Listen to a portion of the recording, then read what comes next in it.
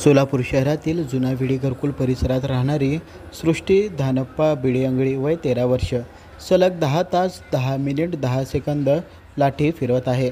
सृष्टी बिडियंगळी ही शिवकालीन लाठी फिरवणे या पारंपरिक व ऐतिहासिक खेळाचा विश्वविक्रम करण्यासाठी गेल्या 1 वर्षापासून सराव करत आहे।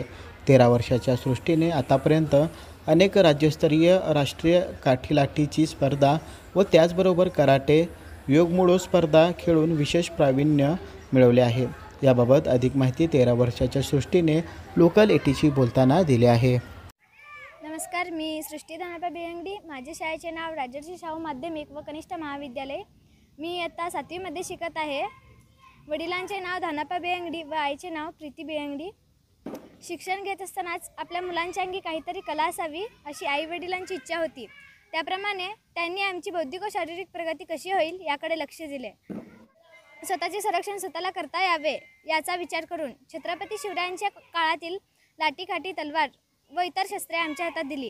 यासाठी माझे गुरु श्री विवेक मिस्किन सर यांच्या रुद्रशक्ती गुरुकुलमध्ये गेल्या 3 वर्षापासून मी प्रशिक्षण घेत आहे। या गुरुकुलमध्ये मला मर्दानी खेळाचे प्रशिक्षण मिळाले।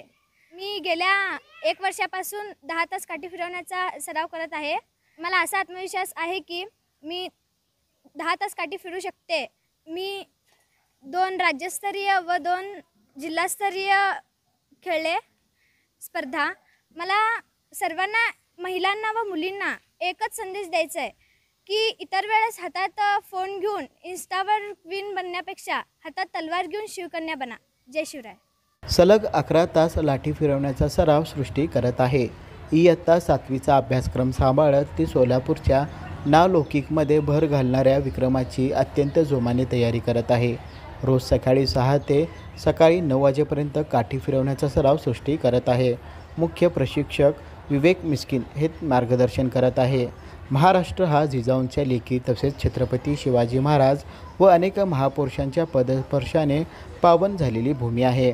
या भूमीतील मुली व महिला सक्षम व्हावेत, जेणेकरून अनेक मुली लाठीकाठी त्याचबरोबर शिवकालीन मर्दानी खेळाकडे आकर्षित व्हावे व नवीन पिढी मोबाईलच्या विळख्यातून बाहेर पडावे, असे आवाहन सृष्टीने केले आहे। Irfan Patel, news 18 local, Solapur.